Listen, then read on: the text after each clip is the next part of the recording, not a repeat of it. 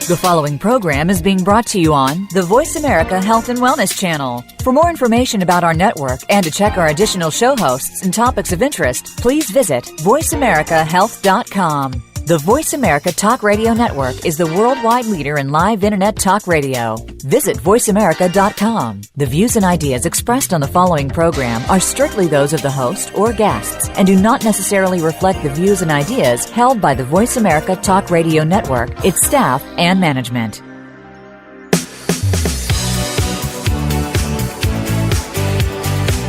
Welcome to Falling Through the Cracks. Feel alive and thrive with Dr. Rebecca Risk. Do you ever feel that even though nothing seems seriously wrong and you pass all the medical tests, that you still feel that your health, pain, and fatigue are completely out of control? It doesn't have to be that way. Listen to the tips and suggestions given on our program today and take back control of your health. Now, here is Dr. Rebecca Risk. Hi, everybody. Welcome to Falling Through the Cracks. Today, we're talking with Dr. Terry Wahls. She is a functional medicine practitioner, clinical researcher, and clinical professor of medicine at the University of Iowa. She is the author of the Wahls Protocol and the Wahls Protocol Cooking for Life, and we're talking about both of those today. So, Terry, welcome to the show. Hey, thank you so much for having me. So, where did your passion come from to create this diet and this protocol? You know, actually, it originated when I was introduced to the work by Ashton Embry up there in Calgary. Through that, I got introduced to the paleo diet and would ultimately create a paleo diet and lifestyle program that would get me out of my wheelchair, back onto my bike, back onto a very functional life. So it began in Calgary, actually. That's great. Good things start in Calgary. Yeah, good things start in Calgary. Yeah. How did you? So when this started, when you looked for this diet, what was going on in your life at that time? You know, I had been diagnosed with MS in 2000, and I was going downhill. I was seeing docs at the Cleveland Clinic, and my physician there recommended that I check out Ashton Embry's work, which I did. Now, at that time, I was no longer able to run. I could still walk. I was certainly having more fatigue. It was apparent that the medications that I was doing was not stopping the decline, and so I did not yet know I would soon be in a wheelchair. But it was clear that things were not going well. So at that point, I mean, if things were starting to decline, is that why you were seeking out something different? Correct. You know, when I was first diagnosed with MS, I did what many physicians do. I started reading the scientific literature, but I was just getting more and more upset because as I read the literature, I saw that it was a progressive disease, that within 10 years, half will be unable to work due to severe fatigue, a third will have severe gait disability, and so I was just getting more and more agitated. My family convinced me to stop reading the literature, find the best medical team, and let them take care of me, which I did for 2 years, but then as I was continuing to decline, when my physician suggested looking into Ashton Embry, I was like, I was ready to begin taking a little more responsibility and figuring out what is it that I could do. And so what was it that you did that got you better? Well, so, you know, I'd say it was a long process. I had been a vegetarian for 20 years. And so in 2002, I went, after a lot of thought and prayer, back to eating meat and adopted the paleo diet as outlined by Lauren Cordain. I continued to decline. I needed a wheelchair the following year.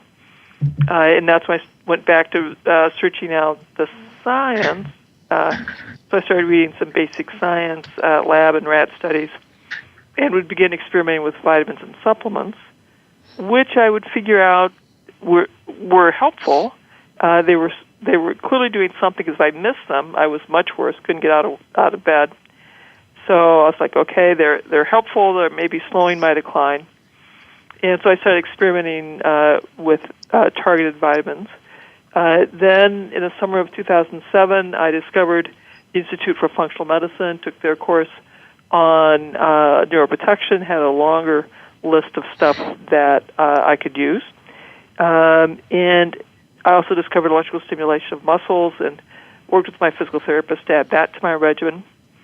Then in the fall of 2007, I had a big aha moment, like I should figure out where these nutrients were in the food. So I took more research. So I reorganized my diet to stress those foods that were rich in those nutrients that I was taking in pill form. And that's really when the magic began. And within 3 months, I'm walking with a cane, and then within 6 months, walking without a cane. In 9 months, I get on my bike for the first time. And then at 12 months, I'm able to do essentially an 18-mile bike tour with my family. That's a pretty amazing story, and you don't hear that a lot with illnesses like MS, where the decline just continues. I think this story gives a lot of people hope that there's something more that they can do as well. I think it's when people give up any responsibility, that's really down the path of learned helplessness. But if people realize that they can do something, be it a diet, a meditative practice, an exercise program, they're much more engaged. And I think that's very, very powerful to be engaged, totally independent of the impact of whatever that specific diet or meditative practice or exercise program might be. I think when people give up all control locus to the physician, that's learned helplessness, and that's actually very destructive. Well, I agree, especially in my own case with my struggle with chronic Lyme disease. If I had believed what the doctor said, I wouldn't have even got diagnosed. And to me, it was that it's my body and my health, and I need to take everything into consideration and decide what's best for me. Absolutely. I think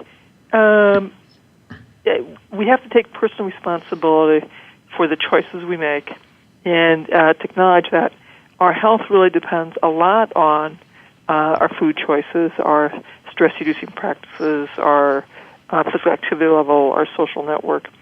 And to think that our health depends on the physicians is wrong. It's actually very destructive and very counterproductive. So in that sense, I'll agree with the politicians who talk about health we need to engage more personal responsibility for our health decisions. And I agree with that. We have to, because that's the only way we'll become well. Yeah, I agree. It's in our hands, and there's nobody else who's as responsible as we are for what's happening to our own body. There is no one else. And it's time physicians tell that to their patients a little more straight away, that medications are not going to make you well. They might be a useful tool, but what makes you well is your diet and lifestyle choices. Exactly. So when we're looking at this protocol, the Wahls Protocol and diet, what is wrong with the way most people in the Western world are eating right now that's creating a lot of the disease and autoimmunity and unwellness that we're seeing? Well, we are so addicted to sugar and high glycemic index foods that rapidly raise our blood sugars because those foods stimulate the release of dopamine, which stimulates our pleasure centers, our attention centers, and for many people creates quite literally a food addiction. And so over time, once those the sugar and white flour got introduced into our diet back in the early 1800s with the Industrial Revolution, the consumption of those foods have steadily increased. So it's like 150 pounds of sugar, 130 pounds of white flour, and that feeds the wrong bacteria, the disease-promoting bacteria in our bowels. It shifts how genes are expressed, shifting a body that should have been a healthy, disease-resistant body into an inflamed, sickly, disease-prone body. And then we're now set up to develop chronic infections like Lyme's disease, or a chronic high level of inflammation that puts you at risk to develop an autoimmune process, and then eventually an autoimmune diagnosis, or cancers, or mental health issues. But the root cause is a diet filled with sugar and white flour instead of a diet filled with vegetables. So what are the key nutrients that most people on a typical Western diet are missing out on? If we look at the recommended daily allowances for minerals and for our water-soluble vitamins, fat-soluble vitamins, and essential fats, we are missing, at least here in the States, I assume Canada's probably similar, a large part, I think about 70% of Americans are missing enough mineral intake for zinc, calcium, magnesium, about 85% missing enough iodine. Half of us are missing enough vitamin C in our diet, and a quarter to a third are missing enough of the B vitamins. And the only reason we get even close to the B vitamins is all that white flour has extra B vitamins added to it. And then if we look at having a proper omega-3, omega-6 fat ratio, that's probably 85% of Americans are having too many omega-6 fats and not enough omega-3 fats. And too many Americans have a lot of trans fats that are dehydrogenated fats. And we know that when I went to medical school, we were taught those trans fats were superior to butter and were better for us. We should all be switching to these hydrogenated fats. But we now know that those hydrogenated fats are actually very, very damaging to our cell membranes, markedly increasing the risk for early dementia, early heart trouble, obesity, diabetes. So the inadequate nutrition is rampant in America and probably also rampant in Canada. And now we're talking about the micronutrients. So what are the micronutrients? Well, so the micronutrients are the macronutrients are the things like how many grams of fiber, how many grams of carbohydrates, how many grams of fat, how many grams of protein are in the diet. And that's the micronutrients are specific things like how many milligrams of calcium or zinc are in the diet, how many micrograms or nanograms of vitamin B6 or vitamin B12 are in the diet. And so they may be very tiny in the dosage amount, but they're critical for how we can run the chemistry of life and how we can build the structures that our body needs to build in our brain so our brain functions well. Well, I think, this is important for everybody to know, and people talk about it more, but it's like we said earlier that we are responsible for ourselves, and we need to be aware of what we're putting in our bodies and what we're missing. I think we do need to be responsible for what we're eating. Unfortunately, our food pyramids, that in our dietary guidelines here in America, the people who make those guidelines, we don't have any requirement that those individuals have no financial ties to either agriculture or the food industry. And so the dietary advice process is influenced by financial interests of the members who make up that committee. In the nations where they have the dietary advice committees free from financial interest by law, those dietary recommendations look very different than the U.S. because they'll have a lot more stressing of vegetables and berries and a much clearer message about the need to avoid sugar and the need to avoid these flour-based products. They talk a lot more about a diet that just by the ingredients is much more nutrient-dense than the ingredients that are used in the American diet. Well, it definitely makes sense to me. And we're going to take a quick break. We're talking today with Dr. Terry Wahls, and we're discussing her books, The Wahls Protocol and The Wahls Protocol, Cooking for Life. We'll be back shortly.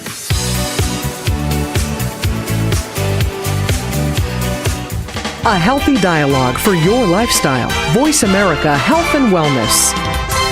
Have you had a chance to check out Voice America's online magazine and blog, Press Pass? If you love our hosts and shows, check out articles that give an even deeper perspective. Plus topics about health and fitness, movie reviews, philosophy, business tips and tactics, spirituality, positive thought, current events, and even more about your favorite host. It's just a click away at vapresspass.com. That's vapresspass.com. VA Press Pass by Voice America. All access, all the time. The Voice America Live Events channel is here now to showcase your corporate, individual, or organization's live event. Visit voiceamerica.com/live events to see all of our past live events and find out more. Whether it's a multi-day conference, special speaker, or single-day event, we've got everything to make your event a success. We can do a few hours or a few days. For more information about taking your event to the next level, call Jeff Spinard at 480-294-6417 or email info@voiceamerica.com.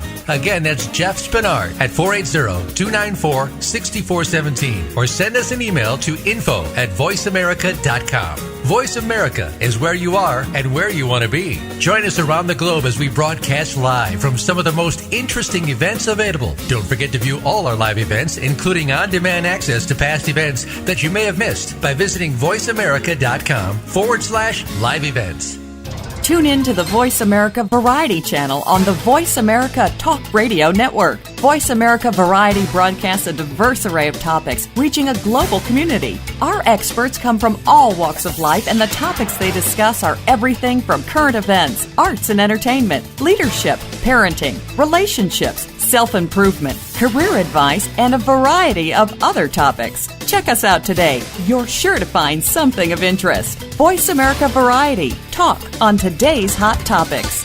Follow the Voice America Talk Radio Network on Twitter. We're at Voice America TRN. You'll get the latest fix on what's happening with our shows, this week's featured guests, and general happenings that you should know about at the Voice America Talk Radio Network. Now you don't have to miss anything when you're away from your home or office. Just go to twitter.com/Voice America TRN or follow along with us at Voice America TRN, the Voice America Talk Radio Network.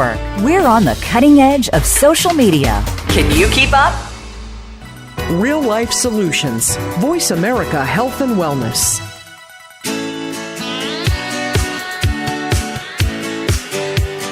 You are listening to Falling Through the Cracks with your host, Dr. Rebecca Risk. To reach the program today, please call in to 1-866-472-5792. Again, that's 1-866-472-5792. You may also send an email directly to Dr. Risk. The email address is anantacalgary@gmail.com. Now, back to Falling Through the Cracks. Feel alive and thrive. Hi, everybody. Welcome back to Falling Through the Cracks. Today, we're talking with Dr. Terry Wahls. She is the author of the Wahls Protocol. So, Terry, before the break, you mentioned some things that are being, some illnesses like autoimmunity. And can you just explain what autoimmunity is? Sure. So, our immune cells are a critical part of how we maintain and repair our body. Yeah, they will protect us from infection. They'll protect us from cancer. But there's everyday wear and tear or overuse damage to our body. So the immune cells can come in and do that mop-up. But when the immune cells begin to attack what is normal parts of our bodies, So in my case, the immune cells are coming in, attacking my brain, attacking the insulation on the wiring between my brain cells. That creates a lot of damage. That's multiple sclerosis. If they're damaging the lung, that's asthma. If they're damaging the joints, that might be rheumatoid arthritis. If they're damaging the skin, it might be psoriasis. So they can damage a wide variety of structures in our body, and depending on what structure it is, that's where that autoimmune component is diagnosed. Now, interestingly enough, we know that many of our chronic diseases have inflammation levels that are much too high. And there's greater awareness that even things like high blood pressure and atherosclerosis or clogging of the arteries have an autoimmune component and are now being studied in some labs as because of their autoimmune disease process. Schizophrenia and even many forms of depression have many similarities with multiple sclerosis and autoimmune processes. So I predict that in another 20 years, the vast majority of our chronic health problems will be recognized to have an autoimmune component and will be being studied in basic science labs as an autoimmune type of disease.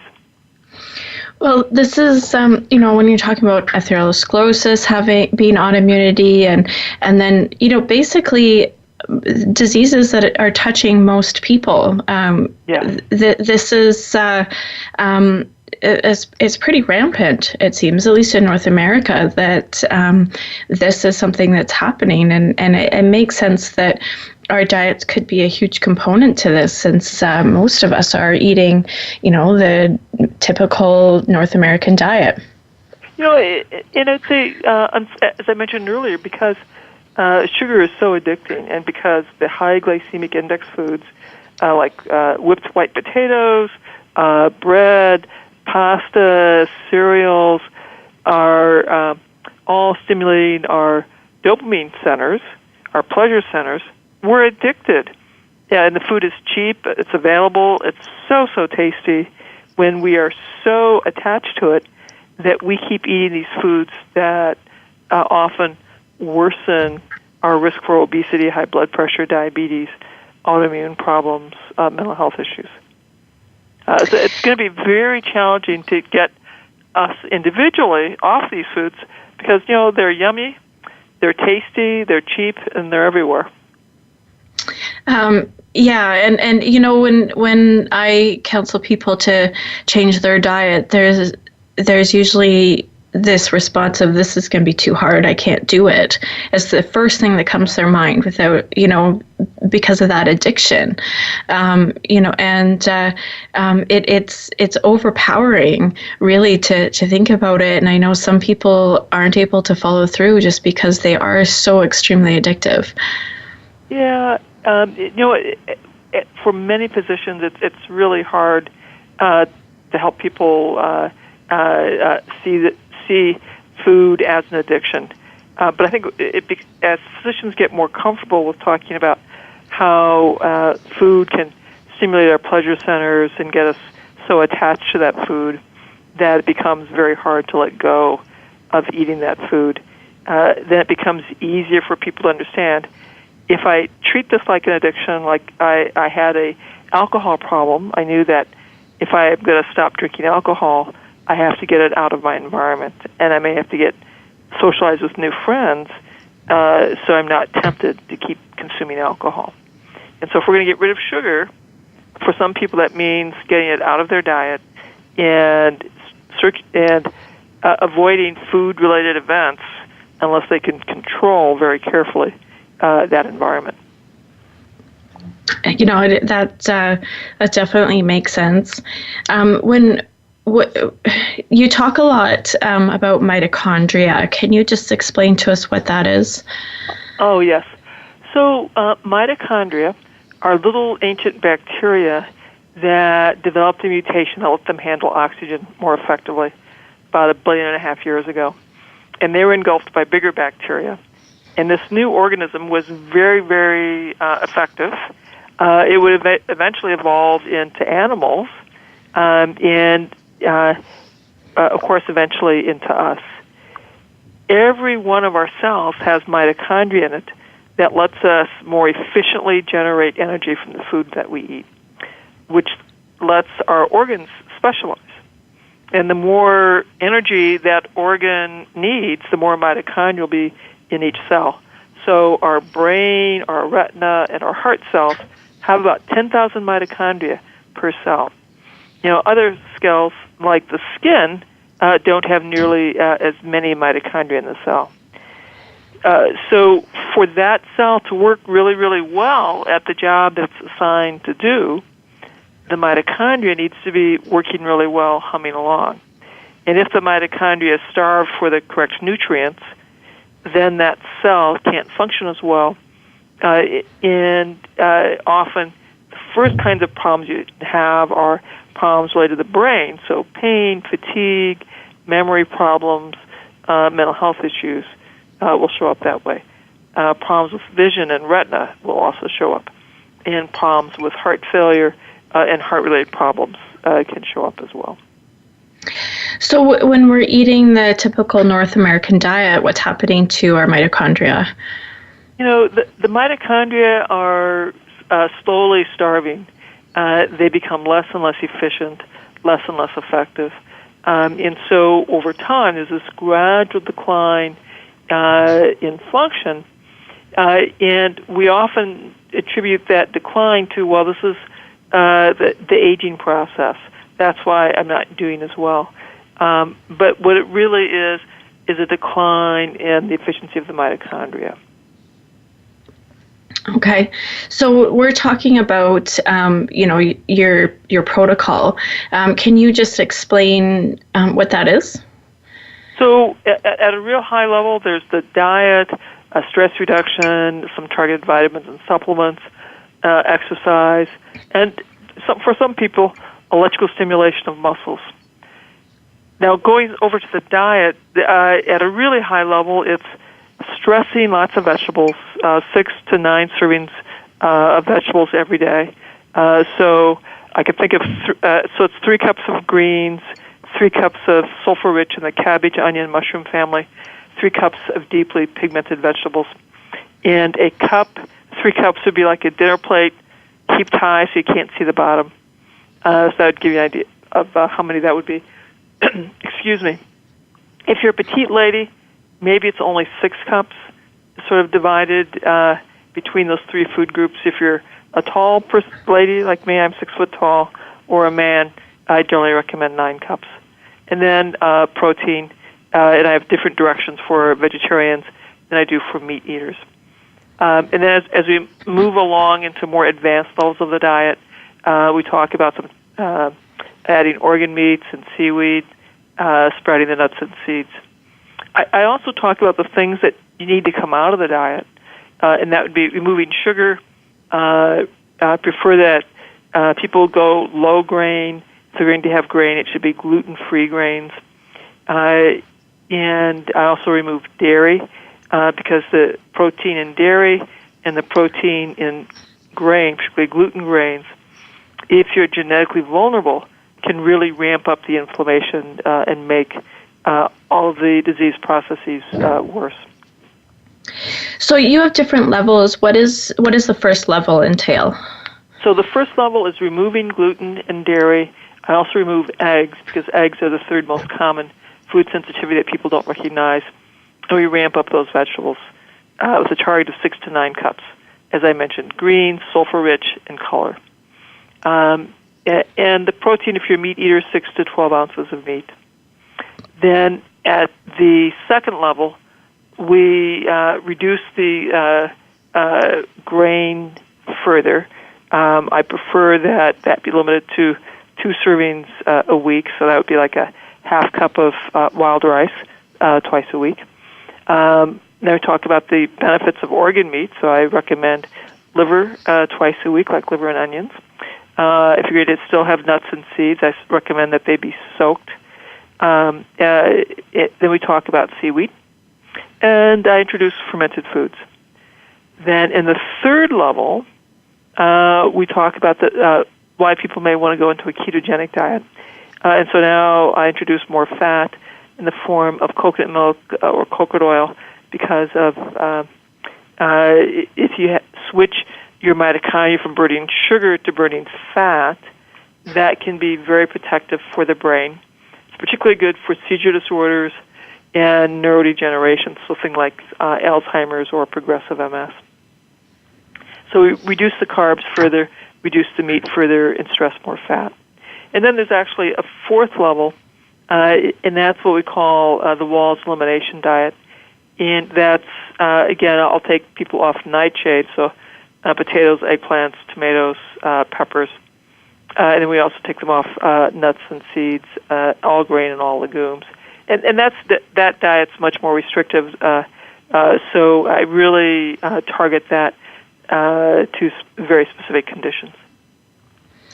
So, for all the different levels, is there a reason why somebody would choose to be more aggressive or on the third level than the first? So, in general, I have everyone start in my clinical practice at level 1 because that will still feel like a really big change from their usual diet. You know, giving up the sugar and the gluten, grains, and dairy, it can be very tough for folks. And for many, I'd say about 80% of our folks get dramatic improvement with level 1, and that is sufficient for them. At the next level, I'd move them to level 2.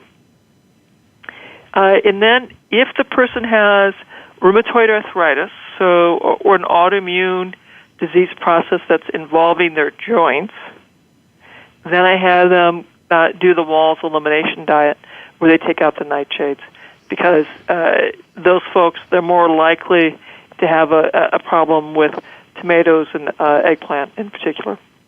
The people who I would move on to the ketogenic diets, folks with seizure disorders, people with a neurodegenerative disease like Alzheimer's, Parkinson's, progressive MS. We may put someone with severe psychiatric problems on that diet.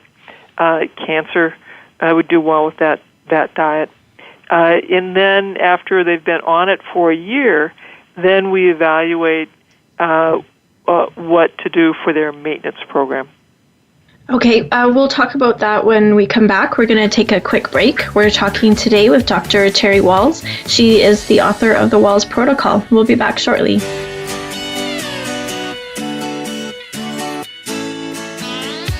Opinions, options, answers. Voice America Health and Wellness. These days, everyone is looking for information on staying young, healthy, and fit. The Voice America Health and Wellness Network is here to help you on your quest to better health and a better you. We talk about everything from diet, fitness, and aging to substance abuse, personal growth, mental health, and much more. Learn from our experts who cover health and wellness from traditional and holistic perspectives. Tune in to the Voice America Health and Wellness Network. Healthy living starts here. Are you finding your frequency? It can be described as that space between failure and success. It's the future of digital media. It's finding your voice. It's engaging topics, content, and ideas. Jeff and Ryan discuss the digital media space and all of its aspects. It's about making the mistakes, taking the chances, summoning the intestinal fortitude to step out of your comfort zone, and discovering what you can accomplish when you decide to try, decide to learn, decide that you have something to say, and find your frequency. Live Fridays at 2 p.m. Pacific Time, 5 p.m. Eastern Time on the Voice America Variety Channel. Take us on the go. It's even easier now. The Voice America Talk Radio Network has launched our mobile app for iPhone, Android, or BlackBerry. Visit the Apple iTunes App Store, BlackBerry App World, or Android Market to download the app powered by Aircast. It's free and no registration is necessary. In minutes, you could be enjoying your favorite Voice America Talk Radio host, no matter where you are, in the car, out and about, while traveling, or anytime you can't be close to your computer. Catch up on the archives you've missed or discover new shows on the spot. Search Voice America at your favorite app store. Helping you make informed decisions for your life. This is Voice America Health and Wellness.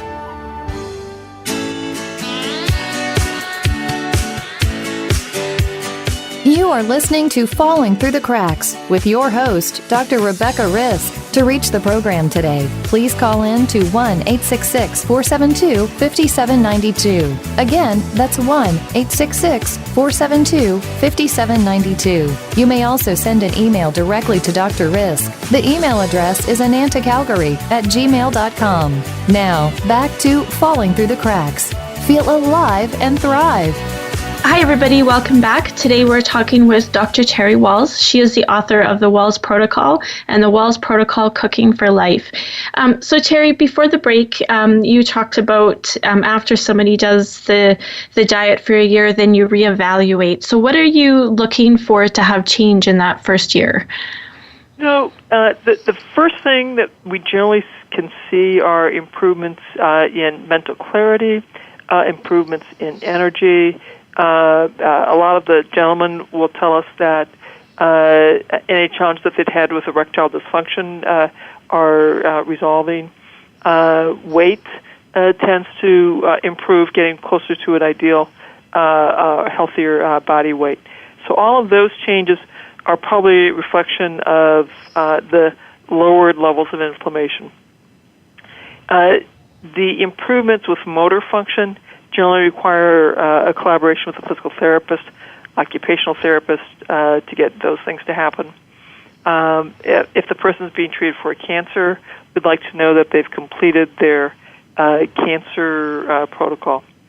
If they've done ketosis this whole time, then what I like to get people to is a seasonal ketosis, where they're doing ketosis during the winter, and then a low glycemic index diet, either level 1 or level 2, during the summer and fall, and then get them back into ketosis during the winter. If they have a rheumatoid arthritis kind of problem, they're on the elimination diet, then we can work with them to gradually test by food groups to see what they can tolerate. Some of my RA patients have to stay off all of the nightshades. They can't tolerate any of them. Some of them are able to reintroduce, let's say, peppers and do well with peppers. And they may discover that they could have fresh tomatoes when the pesto is in, if they have it just once a week. So I'm like that. I can do fresh tomatoes from my garden once a week during the summer, and I do well. If I have tomato sauce, which I really love, on spaghetti squash, 3 days running, I'll get a flare of my face pain. So I try to help people titrate foods that they could reintroduce, how frequently they might be able to tolerate them, to get some of these foods back in their diet. Well, and we're all different, so it makes sense that once you've cleared up the inflammation, you can figure out what is okay for you and what's not. Correct. So can you just tell us a little bit about what ketosis is? So ketosis refers to your mitochondria, little cell engines, that can either burn protein, burn sugar, or burn fat. Those engines, if they have the choice, will burn sugar. Probably why we tend to like sugar the best. But they can also, if we're only on a protein diet, burn protein. If we're only on a fat diet, they can burn fat. Now, the advantage of being able to burn fat meant that as our species, we could survive war and famine and winter. So that's how humans were able to migrate into all these regions around the world where we have winter for many months. If we weren't able to burn fat, we would have died out during wars, famine, and we would not be able to survive winter. It also means that we've learned that when we burn fat, it shifts the chemistry in our brain in a way that makes us more resistant to seizures and starves brain cancer and starves cancers in other parts of the body. And it helps our brain make more nerve growth factors, which are little hormones that tell the brain cells to do that repair and maintenance function more effectively. So, for somebody like me with my progressive MS, it was very helpful to be in ketosis. A very rigorous ketosis for 18 months. And then I switched over to this low glycemic index diet and seasonal ketosis. Well, it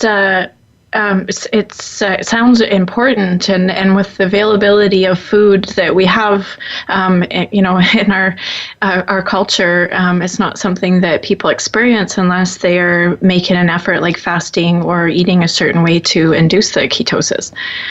Yeah, many of our religious traditions include seasonal fasting and seasonal restriction of calories, and there's probably tremendous health benefits that they're able to observe, and that may have led to why these fasting became ritualized in so many of our societies. Yeah, it definitely makes sense. So when we're looking at the overall of, this is basically a paleo diet, is there research that's being done on this? Actually, it's very exciting. So there's some research on the benefits of a paleo diet and comparing it for treating diabetes, high blood pressure, fatty liver disease. And in these very small little studies, the paleo diet's been helpful. I've studied it in the setting of MS, and it's been very, very helpful in our studies.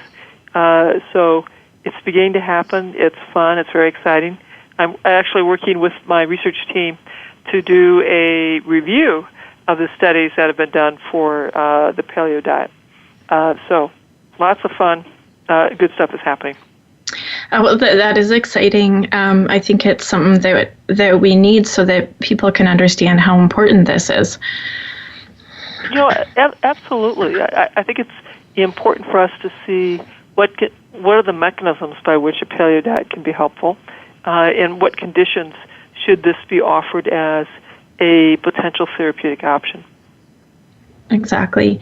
So when you started doing this protocol, how long did it take for you to see the changes that you wanted to see? So I want to remind everyone that I switched to a paleo diet in 2002. I needed a wheelchair in 2003. I added my vitamins and supplements. So it didn't cure me.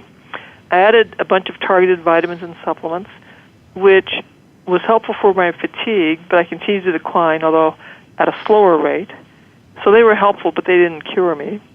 I added functional medicine, so I had a bigger line of supplements, and that was a little bit helpful. And then I designed my paleo diet in a very particular way that we call the Wahls Protocol, and that's when the magic began, and I had a dramatic improvement in 3 months. So I think a targeted intensive nutrition, very helpful. In my clinics, in our clinical trial, people can see reductions in fatigue, reductions in pain, improvements in energy at 1 month that will continue to build over the next 12 months. But you can begin to see noticeable improvements in really a remarkably short time, 30 days. And I'll say, comparing that to when I use prescription drugs, there's very few drugs turn things around that quickly. Well, that's really exciting that you saw that dramatic change. But what was different in that Wahls protocol that was from the paleo that you had embraced earlier? Well, many of our paleo diet friends, and I was probably guilty of that, focused a lot on what to remove. So I removed all grain, all legumes, all dairy, and I was eating more meat. I was still eating probably a lot of meat, not so many vegetables. And when I redesigned the diet and stressed which vegetables to get, I was much more focused on organic meats and organic vegetables. But it was really structured in a way that was much more specific. That's when the magic happened. And because I'm a researcher, as I was writing about this, we studied the nutrient density of the diet. What was the nutrients that the diet provided a week's worth of following the Wahls diet at each of the levels. And we're able to show that the diet met all of the vitamin, mineral, essential fat requirements that our USDA recommends. And I know in the diet world and people who are writing about diets, I am the only one that's ever done a detailed nutritional analysis of the diet they recommend and verified that it gives the followers the key building blocks that their cells will need to run the chemistry of life properly. Well, that's encouraging because, the things you talk about are a little bit different. I don't think anybody else has ever talked about organ meats or eating seaweed. So what's the reasoning behind those? So the organ meats are very, very nutrient dense. Our ancestors, when you harvested an animal, a third of the carcass is organ meat. You wouldn't throw anything away. Of course, we'd be consuming that.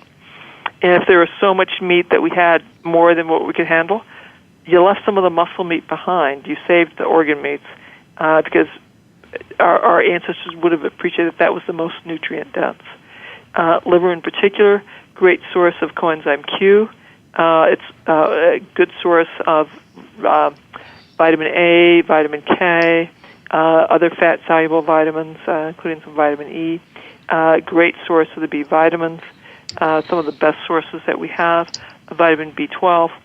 The minerals, it's a great source of zinc, magnesium, calcium, that is very readily absorbed. So great nutrition. We'll have a good source of the omega-3s, omega-6 fats, particularly if the animal has been grass-fed or as wild game. The seaweed, I mentioned earlier, like 70 to 80% of us are short on our minerals, probably 85% are short on iodine. By adding seaweed, using it like a spice when we're cooking, we can make sure that we have a much better intake of our key minerals. For seaweed, you just kind of have it all broken up and you just put it on your food? So you can get dried seaweed, the big sea leaves, and make seaweed salad out of that. And that can be actually pretty fun. The easiest thing to do is I like to get bags of flaked seaweed, flaked red seaweed, such as dulse, or flaked brown seaweed, such as kelp, a bladderwhack.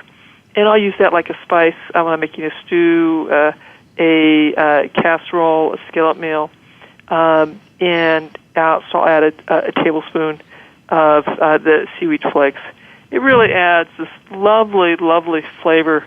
My family and my kids just love the addition of seaweed. And I think it's because we're all probably relatively mineral deficient, and the fact that we just craved seaweed once we started cooking with it probably was telling me that we were all had some fairly substantial mineral deficiencies that we were finally addressing by including seaweed in our diet. That makes sense. So if somebody's listening and this is their first time hearing something like this, what should be the first step that they take to start something like this? Well, I'm going to give you 2 steps. Okay. One is you got to get rid of the most inflammatory foods, which are gluten and dairy. And then the second step is replace those calories that you're going to be missing with vegetables. So take out the grain-based products and have lots more vegetables. And if that means more yams and squashes, broccoli and cauliflower and onions, your nutrient density will go up, your microbiome is going to be healthier, and your gene expression will probably be much healthier. Okay, so remove all the inflammatory things. So that would be sugar, grains, and any processed stuff. And Right. then eat some of the good healthy stuff, the colors and the vegetables. Okay. So if you just replace the sugar in the processed foods with vegetables, that's a dramatically good health-promoting step. And so what kind of changes would somebody see just doing that first step, just making the change of taking the inflammatory foods out? Well, the first week you'll think I'm the doctor from hell because you'll have some withdrawal, you'll have headaches, body aches. The second week, those symptoms will be going down.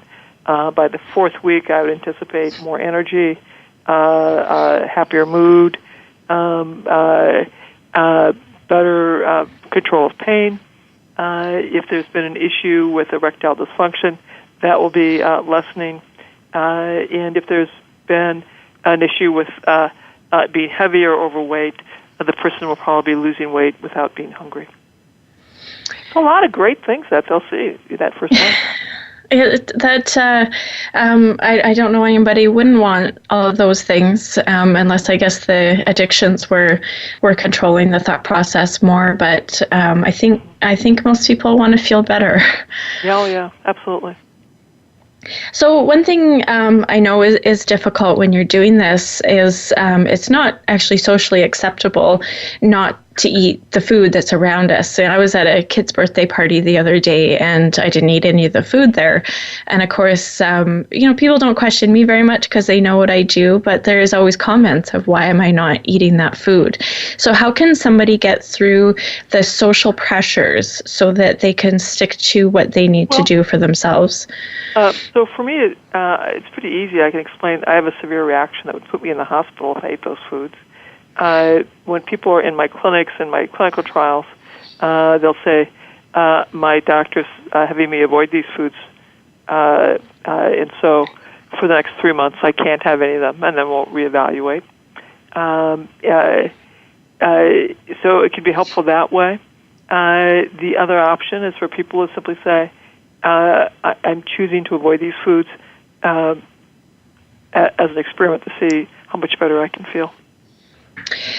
And is it usually easy for people to get their families on board to do this with them? I'd say it's probably a challenge. It may be easiest if the person says, let's do this as an experiment. Let's do it as an experiment, and then sort of negotiate. In my clinics, we go for 100% for 100 days, because that's an easy way to remember. In some of my conversations, patients and their families will have a conversation, and it's a negotiation for, in the presence of the patient, the family's not going to eat any contraband. When they're away from home, will eat what they want, but they won't come home and talk about, I just had this wonderful birthday cake and ice cream, and there was pizza there, and it was just so great. It should have had them on as a double dish. So every family will have to negotiate how they elect to do that. But certainly doing it as a family is most effective, and viewing it as an experiment for a defined time period makes it easier. No, well, that makes sense. Now, if somebody wants to get a hold of you or your book, how can they do so? Well, if you want to get my book, please go to your favorite bookstore, because I want to keep those bookstores up and going. You can also visit my website, terrywahls.com. We have links to books, links to a online course that summarizes this, a menu service, a membership site.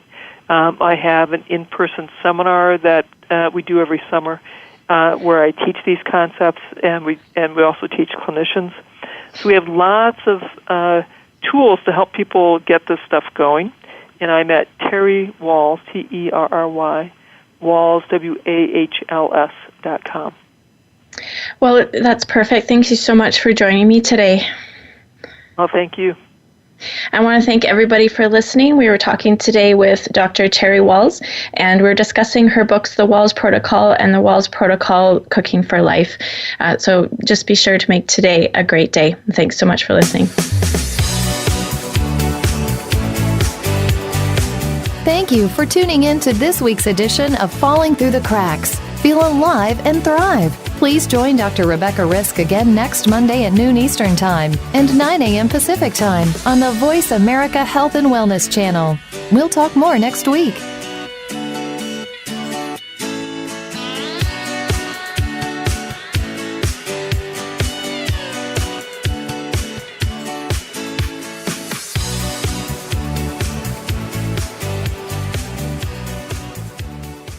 Thanks again for listening to the preceding program, brought to you on the Voice America Health and Wellness Channel. For more information about our network and to check out additional show hosts and topics of interest, please visit voiceamericahealth.com. The Voice America Talk Radio Network is the worldwide leader in live Internet talk radio. Visit voiceamerica.com. The views and ideas expressed on the preceding program are strictly those of the host or guests and do not necessarily reflect